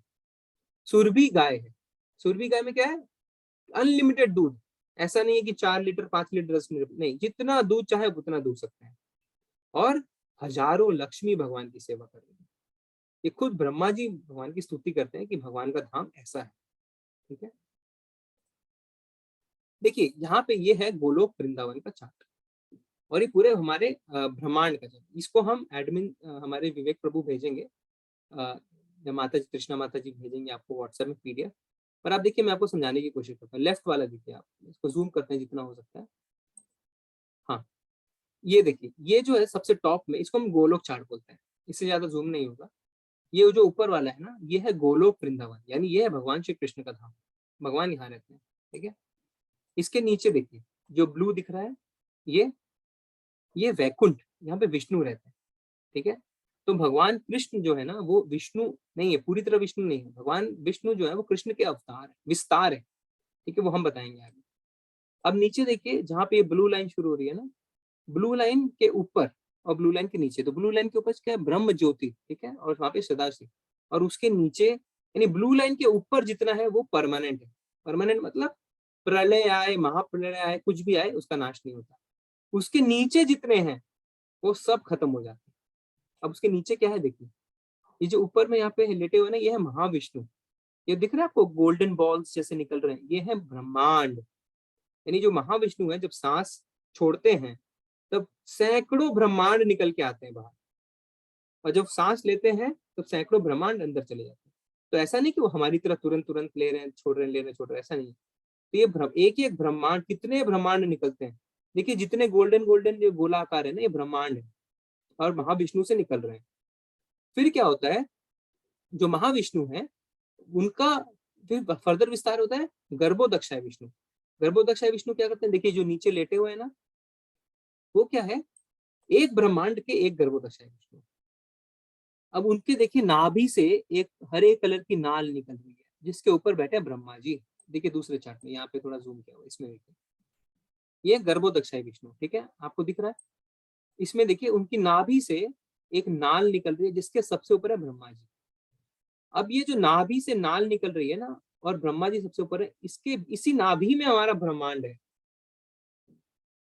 ठीक है। और ब्रह्मांड में क्या क्या है, बीच में इस नाभि के बीच में, यहाँ पे इस नाल के बीच में हमारे पृथ्वी है, जिसे हम क्या कहते हैं, भूर, ठीक है। उसके ऊपर क्या आता है, भुवर, स्वर, महरलोक, जनलोक, तपलोक, सत्यलोक, उसके ऊपर। और उसके नीचे क्या आता है, अतल, वितल, सुतल, तलातल, महातल, रसातल, पताल, और फिर उसके नीचे 28 नर्क। ये हमारा ब्रह्मांड का चार्ट है। हमारा ब्रह्मांड ऐसे तैयार होता है, ठीक है। तो ये कौन हुए, गर्भोदक्षाय विष्णु। फिर जो हमारे अंदर हर चीज के अंदर रहते हैं उनको बोलते हैं क्षीरोदक्षाय विष्णु, जो परमात्मा होते हैं, ठीक है। तो अब स्वर्ग लोक से ऊपर जितने भी है ना, मतलब ये ब्रह्म लोक भी खत्म हो जाता है, ब्रह्मा जी की भी आयु होती है, ठीक है। और स्वर्ग लोक से भी ऊपर है, देखिए क्या बताया हमने, भूर यानी अर्थ, फिर भूवर, फिर स्वर यानी स्वर्ग आ गया। स्वर्ग लोक के ऊपर भी लोक है, तो हम सोचते हैं कि स्वर्ग ही सब कुछ है, heaven, heaven is everything. No, heaven के ऊपर भी क्या है, महर लोक, जन लोक, तप लोक, सत्य लोक, बहुत कुछ है, ठीक है। गायत्री मंत्र में बोलते हैं ना, ओम भूर भुवर स्वः, तो यही है, ओम भूर यानी पृथ्वी, भुवर यानी उसके ऊपर का लोक, स्वर यानी उसके ऊपर स्वर्ग, ठीक है। तो ये है, इसको हम भेजेंगे इसमें, आप वहां से और अच्छी तरीके से समझ सकते हैं। अब ये है गोलोक वृंदावन। देखिए भगवान यहाँ पे क्या करते हैं ना, हमेशा लीला करते रहते हैं। तो जो हमारे यहाँ पे वृंदावन है ना इंडिया में, वो उसका प्रतिबिंब है। तो भगवान ने जैसे वहां पे आके लीला की थी, वैसे नित्य लीला भगवान के गोलोक वृंदावन में चलती रहती है। नित्य लीला, हमेशा लीला करते रहते हैं इसी तरीके से।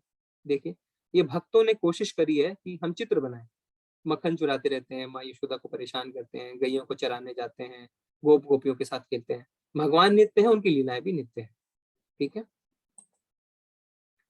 हाँ, इसमें एक मुकुंद माला स्तोत्र करके हमारे किताब है जो प्रभुपाद जी ने लिखी है, उसमें राजा कुलशेखर की प्रार्थनाएं लिखी हैं।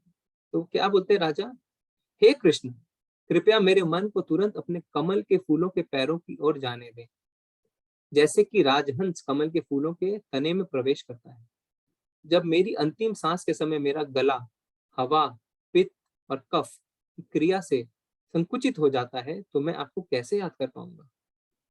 कितनी सुंदर प्रार्थना है। वो कहते हैं कि जिस एक राजन जो होता है ना, वो कमल के तने में अपना मुंह छुपाता है।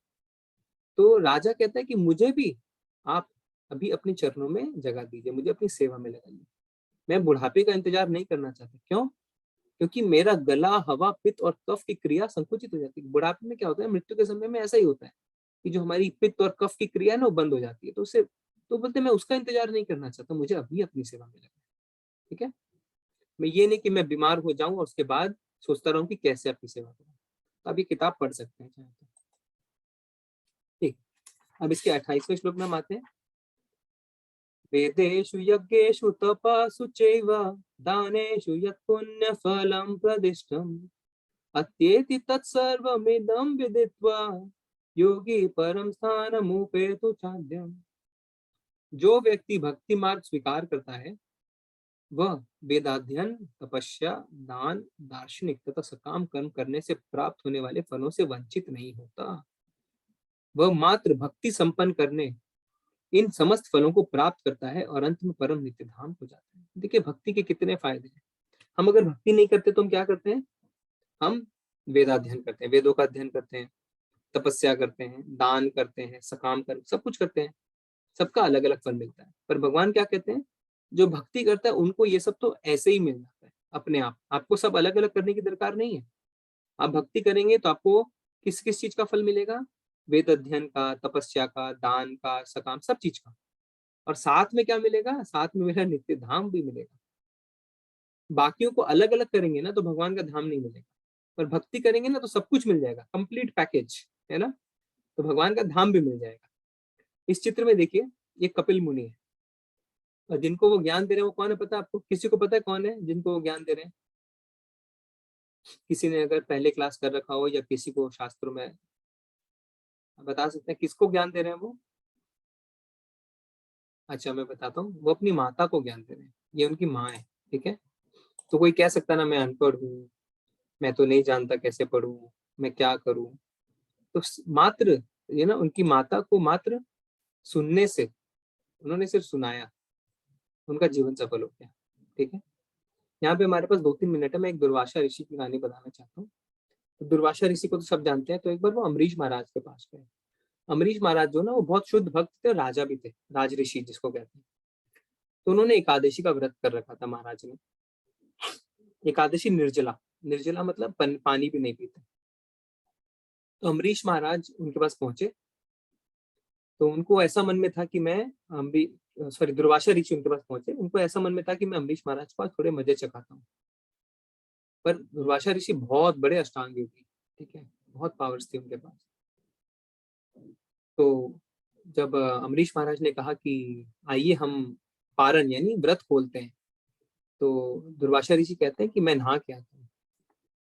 अब दुर्वासा ऋषि नहाने में बहुत समय लगाते थे और पारण का समय निकला जाता है, क्योंकि एक समय अवधि होती है जिसके बीच में व्रत खोलना पड़ता है।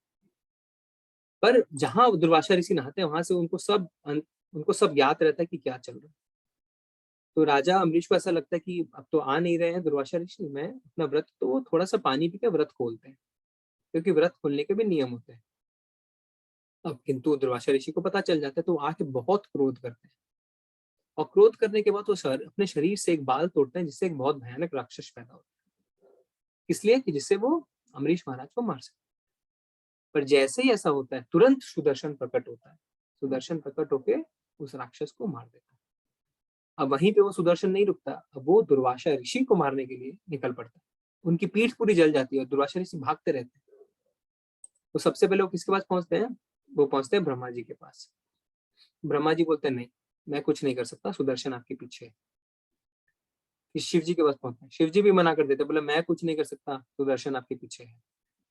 विष्णु जी के पास पहुंचते हैं। विष्णु जी भी मना कर देते हैं, बोले नहीं, मैं कुछ नहीं कर सकता। क्यों? बोले सुदर्शन खुद एक बहुत बड़ा भक्त है, और एक भक्त दूसरे भक्त का अपमान सहन नहीं कर सकता। तो आपको क्या करना है, आपको वापस अम्बरीश महाराज के पास जाना है और उनसे क्षमा याचना करनी है। तो वापस अम्बरीश महाराज के पास उनके पैरों में पड़ जाते हैं, तब जो है ना सुदर्शन चला जाता है। और अम्बरीश महाराज ऐसा नहीं कि गर्भ में एकदम छाती फुलाने लग जाते हैं, नहीं, वो कहते हैं नहीं ऋषिवर आप ये क्या कर रहे हैं, आइए हम बैठ के आप भोजन करते हैं साथ में। तो भक्त ऐसे निर्मल हृदय होते हैं, उनका कितना ही कोई नुकसान करना चाहे वो बहुत निर्मल हृदय के साथ रहते हैं, ठीक है ना। क्योंकि भक्त जो है वो भगवान पे पूरी तरह आश्रित रहते हैं। वो अपनी ताकत, उनके पास ताकत स्ट्रेंथ होने के बावजूद वो नहीं दिखाते, क्योंकि वो उनको पता है कि हर सिचुएशन में भगवान उनकी मदद करेगा। और अगर कोई कष्ट से वो गुजरते हैं तो वो भगवान को ज्यादा धन्यवाद देते हैं, जिससे उनका मन और शुद्ध हो जाता है और भगवान की कोई योजना समझते हैं जिससे और हित हो, ठीक है। तो हम प्रभुपाद जी के कुछ शब्दों से फिर इस अध्याय का अंत करेंगे। कृष्ण भावनामृत की विशेषता यह है कि मनुष्य एक ही झटके में भक्ति करने के कारण मनुष्य जीवन के विभिन्न आश्रमों के अनुष्ठानों को पार कर जाते हैं। मैंने क्या बताया था, एक ही झटके में। तो बहुत सारे आश्रम होते हैं, देखिए अगर आप प्रोसेस से गुजरेंगे ना तो पहले ब्रह्मचार्य, फिर गृहस्थ, फिर वानप्रस्थ, फिर संन्यास। पर जो सीधे भक्ति करने लगते हैं ना, उनको इन आश्रमों वो सीधे पार कर जाते हैं, उनको इन आश्रमों से गुजरने की दरकार नहीं। 7वें से लेकर 12वें तक के अध्याय भक्ति गीता के सार रूप है। तो हमने पहले बताया था ना 7वें से 12वें अध्याय क्या बोलते हैं, भक्ति योग। ये क्रीम की तरह, सैंडविच के बीच की क्रीम की तरह। प्रथम 6 अध्याय तथा अंतिम 6 अध्याय इन मध्यवर्ती 6 अध्यायों के लिए आवरण पात्र है, जिनकी सुरक्षा भगवान करते हैं। यदि कोई गीता के इन 6 अध्यायों को भक्त की संगति में भली भांति समझ लेता है तो उसका जीवन समस्त तपस्याओं, यज्ञों, दानों, चिंताओं को पार करके महिमा मंडित हो उठेगा, क्योंकि केवल कृष्ण भावनामृत के द्वारा ही इसे इतने कर्मों का फल प्राप्त हो जाता है। तो प्रभुपाद जी कहते हैं कि खाली जो बीच के 6 अध्याय हैं उसे ही अगर आप भक्तों के साथ सुन लें तो आपका जीवन सफल हो जाता है। जिसे भगवत गीता में तनिक भी श्रद्धा नहीं है, उसे किसी भक्त से भगवत गीता समझनी चाहिए, मनोधर्मियों से नहीं। मनोधर्मी मतलब ऐसे नहीं जो मैनिपुलेट करते हैं, जो कहते हैं कि जो भगवत गीता माइनस भगवान, ऐसे जो कमेंट्री होता है ना, उनसे नहीं सुननी चाहिए, भक्तों से सुननी चाहिए जिन्होंने अपना पूरा जीवन भगवान के पीछे लगा दिया, ठीक है। तो हम अंत करते हैं, हरे कृष्ण कृष्ण कृष्ण हरे हरे, हरे राम राम राम हरे कृष्ण। अब आपके कोई सवाल है तो आप पूछ सकते हैं। हरे कृष्ण।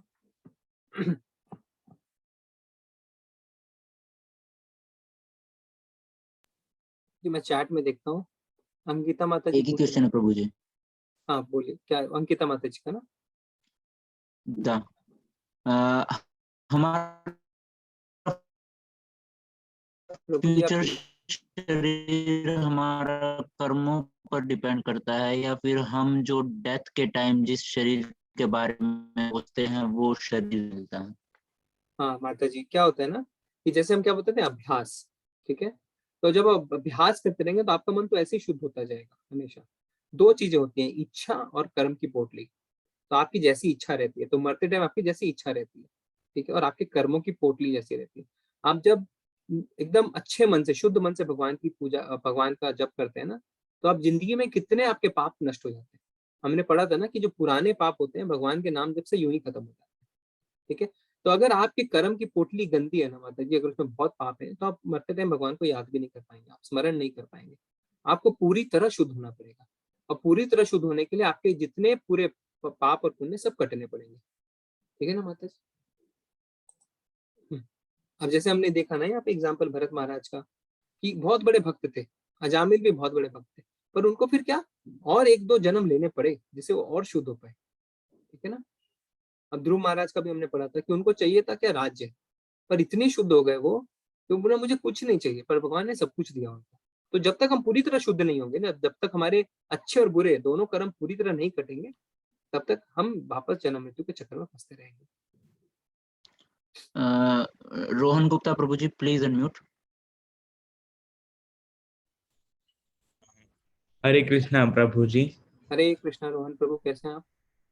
मैं अच्छा हूँ। मेरा प्रश्न है कि क्या हमारा फिर पूरे जीवन का उद्देश्य सिर्फ मृत्यु के लिए प्रिपेयर करना है या? हाँ जी प्रभु, हमारा जीवन का उद्देश्य है भगवत प्राप्ति। इस चैप्टर का नाम क्या था? इस चैप्टर का नाम याद है आपको? नहीं याद आता। हमारा जीवन का उद्देश्य है भगवत प्राप्ति, भगवान को पाना। तो भगवान को पाने के लिए भगवान क्या कहते हैं कि मृत्यु के कि मृत्यु के समय आपके जैसे भाव रहेंगे, आपको वैसा ही मिलेगा। तो आप पूरे जीवन अगर प्रैक्टिस नहीं करेंगे ना प्रभु, तो आपको नहीं मिलेगा।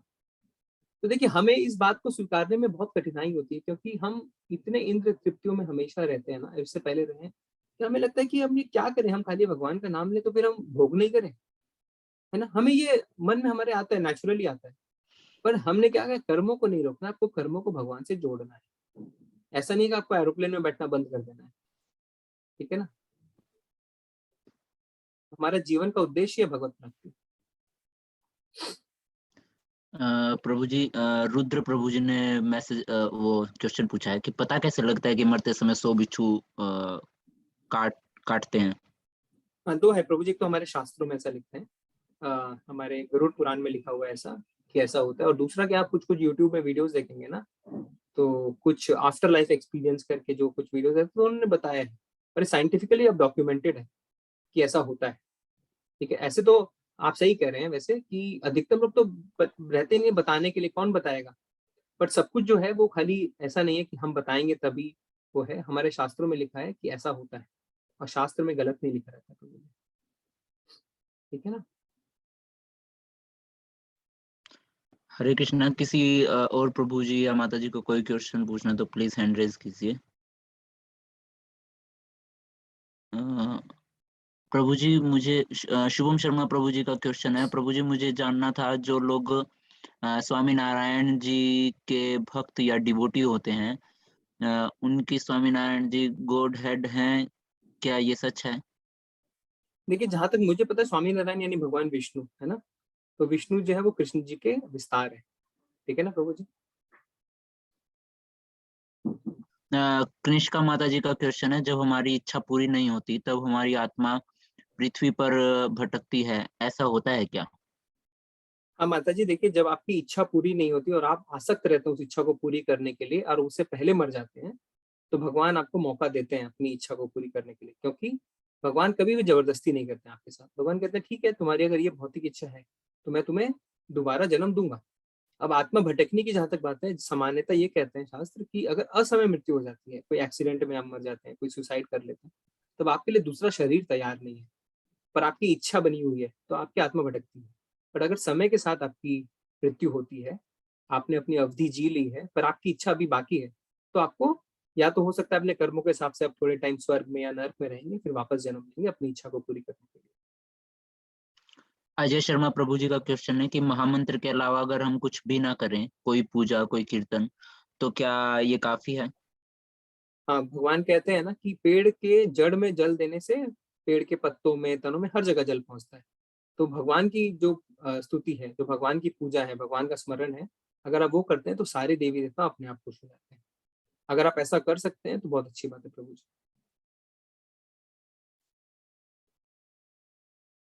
शुभम शर्मा प्रभु जी बता रहे हैं कि जो स्वामी नारायण जी वो अक्षरधाम मंदिर वाले अलग हैं, कुछ इस तरीके से। ईशा घोष दस्तीदार माता जी पूछ रही हैं, हमारा शरीर तो अशुद्धियों से भरा होता है, तो फिर ऐसा क्यों कहा जाता है पीरियड्स के टाइम पे पूजा पाठ बंद करना होता है, क्योंकि हम तब अशुद्ध होते हैं। भगवान तो कहते हैं तुम जैसे भी रहो मेरा सेवा करो। हाँ, तो माता जी, इसमें हम इस्कॉन में बोलते हैं कि जो माता जी लोगों के लिए कि आप माला अपनी कर सकते हैं, माला जारी रख सकते हैं, माला हर दिन आप हर समय कर सकते हैं, उसमें कोई प्रतिबंध नहीं है। हाँ, अर्च विग्रह की पूजा में थोड़ी शुद्धता देखी जाती है, तो उसमें कहते हैं कि जो भोग है वो अपने परिवार में आप किसी को, अपने पति को, अपने बच्चे को बोल के उनको भोग लगा सकते हैं। पर माला में भगवान का नाम लेने में कोई नियम, कोई काल नहीं है, तो समय कोई भी हो आप कर सकते हैं माता जी। और मैं इसको थोड़ा सा साइंटिफिकली बता देता हूँ प्रभु जी। माता जी, जो पीरियड्स वाला जो टाइम होता है वो बहुत ज्यादा सेंसिटिव टाइम होता है, और उस टाइम पे लाइक जो लेडीज हैं उनको भी इन्फेक्शन होने का वो रहता है, लाइक रिस्क रहते हैं। और क्या बोलते हैं, जैसे बोला जाता है ना कि मंदिर में नहीं जाना चाहिए या इस तरीके से, उसका भी एक साइंटिफिक फैक्ट है। क्योंकि जो मंदिर होता है, मंदिर के अंदर अगर साइंटिफिकली हम समझे ना, तो वहां पे जो ऊर्जा होती है, जो हम पूजा करते हैं उससे जो एनर्जी होती है वो काइंड ऑफ ऐसा होता है कि इफेक्ट कर सकती है, तो लेडीज को इसलिए मंदिर वगैरह में जाने से रोका जाता है। और बैक्टीरियल इन्फेक्शन जो है मतलब वो एक तो आपको इफेक्ट ना करे और आपके थ्रू लाइक वो और जगह स्प्रेड ना हो, इस वजह से लाइक बोला जाता है कि वो इतना सेंसिटिव पीरियड होता है कि अगर लेडीज हैं वो मतलब जितना ज्यादा हो सके वो मतलब थोड़ा सा मतलब हटके रहें तो उनके लिए भी हेल्दी होता है और औरों के लिए भी हेल्दी होता है। तो बस यही रीजन होता है, इससे ज्यादा कोई वो नहीं। आप मन में मंत्र जाप कीजिए, आपको कोई वो नहीं होता, बस मेन रीजन जो होता है वो यही होता है। शारीरिक रूप से थोड़ी सी कमजोरी आ जाती है तो इसके लिए भी कहते हैं। तो जी माता जी माला जाप करने में कोई दिक्कत नहीं, आप आराम से माला को हाथ में लेके माला जाप कर सकते हैं माता जी। ऐसा नहीं कि आप माला को ना छुएं, इस्कॉन में ऐसा नहीं बताते हैं। जी प्रभु जी, और किसी का है क्या? एक और क्वेश्चन है प्रभु जी। ये शुभज्योत चक्रवर्ती प्रभु जी का क्वेश्चन है, कृष्ण विष्णु देव की के अवतार हैं या विष्णु कृष्ण जी के अवतार हैं? विष्णु जी जो है वो कृष्ण के विस्तार हैं, ठीक है। तो मैंने पहले बताया था ना, कृष्ण जी के 64 गुण, विष्णु जी के महाविष्णु के 60, ऐसे कल बताया था ना। और अभी हमने जो गोलोका चार्ट में देखा कि विष्णु जी जैसे आप उनको प्रैक्टिकली एक ही समझिए, एक इनफॉर्मल पोजीशन एक फॉर्मल पोजीशन, ऐसे समझाते हैं। जैसे एक घर में जैसे है कोई ऑफिस पहुंचते हैं तो सीईओ बन जाते हैं ऑफिशियल टाई वाई लगा के, पर घर में आके रिलैक्स करते हैं ना, तो उसी तरीके से भगवान कृष्ण गोलोक वृंदावन में लीलाएं करते हैं। पर जब ऑफिशियल काम है, ब्रह्मांडों को चलाना है, सब कुछ देखना है, तो फिर वो बैकुंठ में रहते हैं विष्णु जी, और वहां से आप देखेंगे उनके शरीर से ब्रह्मांड निकलते हैं। फिर वो गर्भोदक्षाई विष्णु का विस्तार होता है, फिर शिरोदक्षाई, तो वो ऑफिशियल पोजीशन है। इतनी ड्यूटी है, इतना कुछ करना है, और जब मौज मस्ती करनी है, लीलाएं करनी है, तो गोलोक वृंदावन, ठीक है ना माता जी। शुभम दत्ता प्रभु जी बोल रहे हैं कि प्रभु जी जैसे अभी आपने पूछा था कि आज के अध्याय का नाम क्या था, तो कंसंट्रेशन नहीं होने से याद नहीं आया, तो गीता में इसका क्या हल दिया गया है, कंसंट्रेट कैसे करें? हाँ प्रभु जी, देखिए कॉन्सेंट्रेशन यानी मन है ना, मन तो वापस मैं बोलता हूँ चंचलम ही मना कृष्णा, तो वो तो मन तो इधर उधर दौड़ता रहता है, मन को हमें धीरे धीरे पकड़ के लाना है।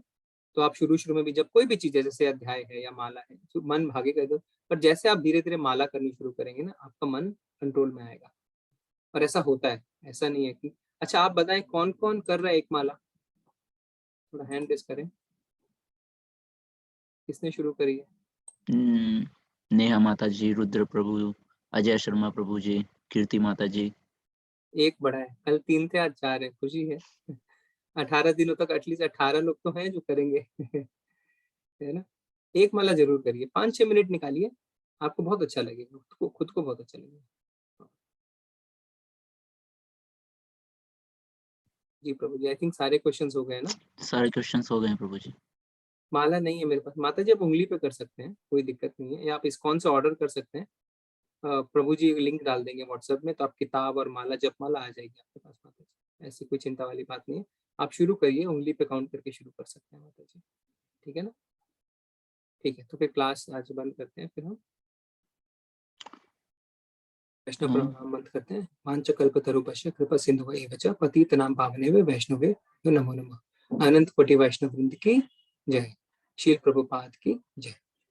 हरे कृष्ण। प्रभु जी जस्ट अ सेकंड, जी हाँ। ये रुद्र प्रभु जी का वो आया कि कृष्ण जी सर्वोपरि हैं, उन्होंने पहले कई बार लिखा तो मेरे को लगा कि वो बता रहे हैं, बट उनका ये क्वेश्चन था कि क्या कृष्ण जी सर्वोपरि हैं, तो प्लीज ये क्वेश्चन और वो कर दीजिए। हाँ, कृष्ण तो भगवान है ना, भगवान क्या कहते हैं, मैं हर जगह हूँ, भौतिक और आध्यात्मिक सब मुझसे ही उत्पन्न होता है, सब मुझ में ही विलय होते हैं। भगवान तो हर जगह है, ठीक है ना। अब देखिए, जब प्रहलाद महाराज थे, जब उनके पिता इतने गुस्सा हो गए उनके ऊपर, तो वो कहते हैं क्या इस खंबे में भगवान है? बोलते हाँ पिताजी, इस खंबे में भी भगवान है, और खंबे से फाड़ के नरसिंह भगवान निकल गए, ठीक है। तो भगवान तो हर जगह है ना? और अभी 10th चैप्टर में भी आने वाला है प्रभु जी, आप थोड़ा सा और वेट कीजिए, उसमें कृष्ण जी बताएंगे कि जो कुछ भी अच्छे से अच्छा जो भी तुम देख रहे हो सब कुछ मैं हूँ, तो आप चिंता मत कीजिए, अभी बस 2 क्लास के लिए और वेट कीजिए, आपको आंसर मिलेगा ये चीज का भी, कृष्ण ये जी कल सबसे सर्वोपरि के कैसे अध्याय हैं। में भी आया था, हमने देखा था ना कि जल का हाँ स्वाद जी, मैं हूँ, सूरज की तपस मैं हूँ, मनुष्य का सामर्थ्य मैं हूँ। तो ये तो यज्ञ कल में भी आपने जपो देखा। यज्ञ। हाँ, जप यज्ञ में। ठीक है प्रभु जी, धन्यवाद विवेक प्रभु, बहुत बहुत धन्यवाद। हरे कृष्ण। हरे प्रभु कृष्ण जी, सर। हरे कृष्ण।